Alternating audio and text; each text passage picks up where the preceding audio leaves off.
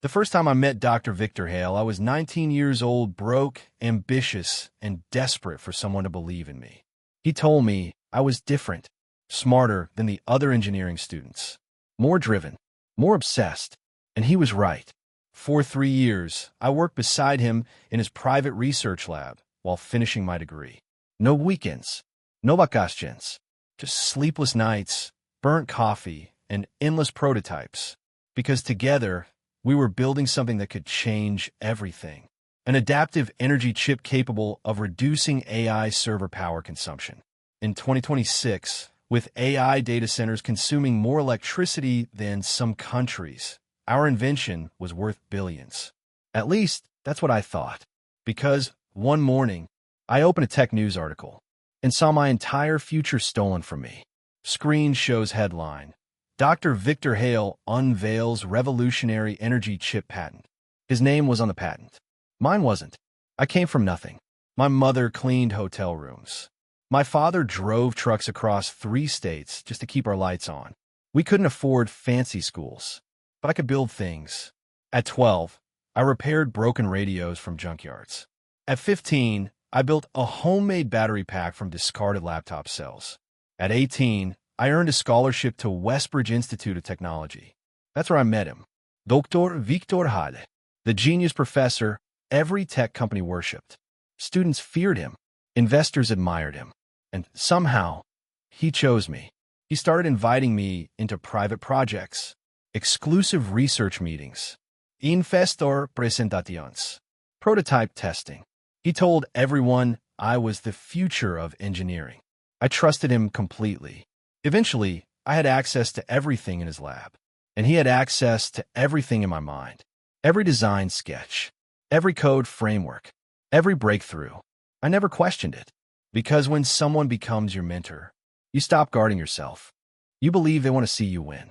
The invention happened by accident. AI servers in 2026 had a massive overheating problem. Companies were spending billions on cooling systems. One night, at 2:14 a.m., I discovered a dynamic thermal routing method that redistributed power loads in real time. The chip practically taught itself how to reduce waste. Energy costs dropped instantly during the simulation. 38%. I remember staring at the monitor in complete silence. Then Victor walked into the lab. He looked at the results and whispered, "Do you realize what you just created?" That was the moment everything changed. Investors started visiting the lab weekly. Big tech executives flew in privately. Victor handled the meetings. I handled the invention. At first, he always introduced me as the creator. But slowly, that stopped.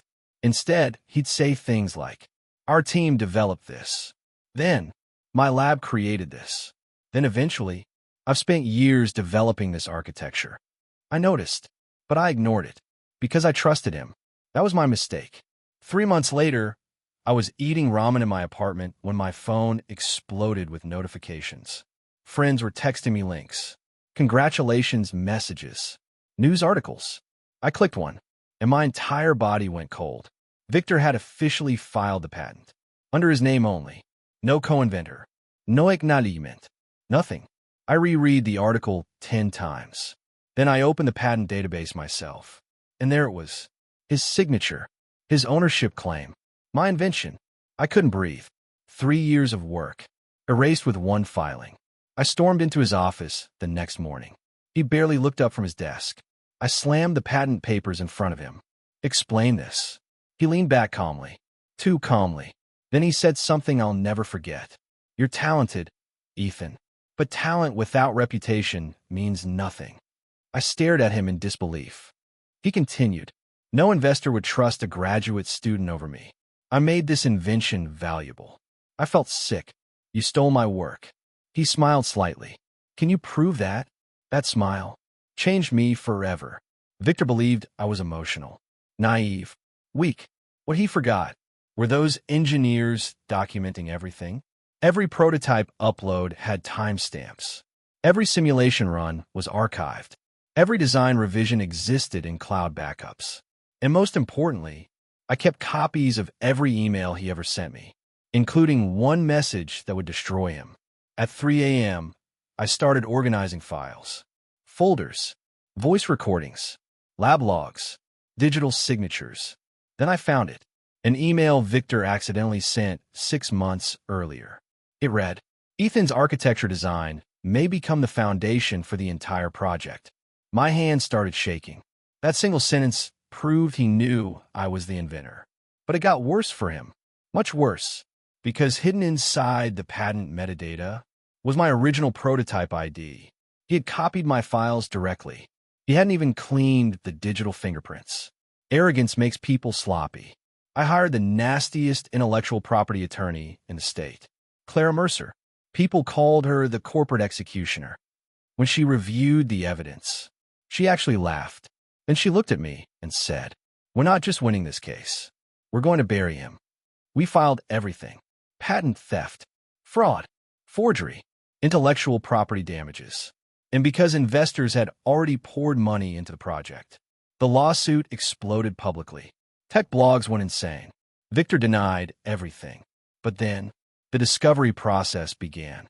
And that's when his empire collapsed. Former lab employees started contacting us secretly. Victor had done this before. Small thefts, hidden credit manipulation, research suppression. But nobody had enough proof. Until now, one by one, witnesses came forward.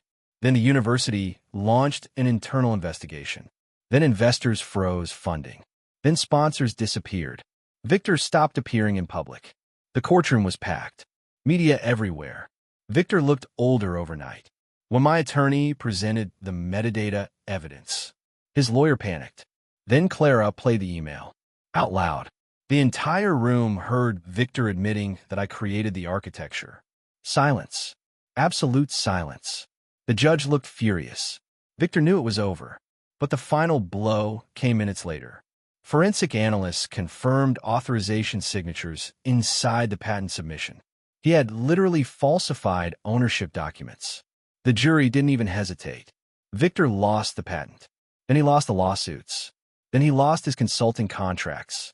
His university position disappeared within days. Investors sued him separately. His assets were frozen. Homes sold. Stocks liquidated. Career destroyed. 30 years of reputation gone.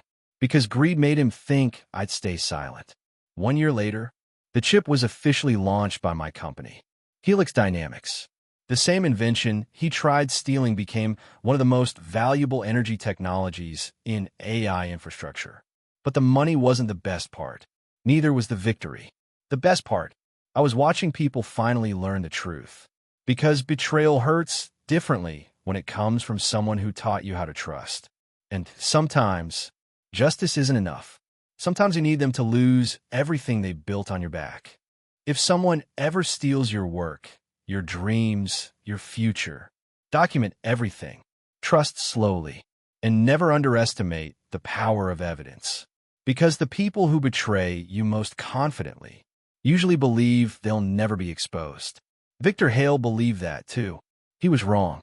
Subscribe for more revenge stories, betrayals, and dramatic comebacks every week. And tell me in the comments, what would you have done in my place?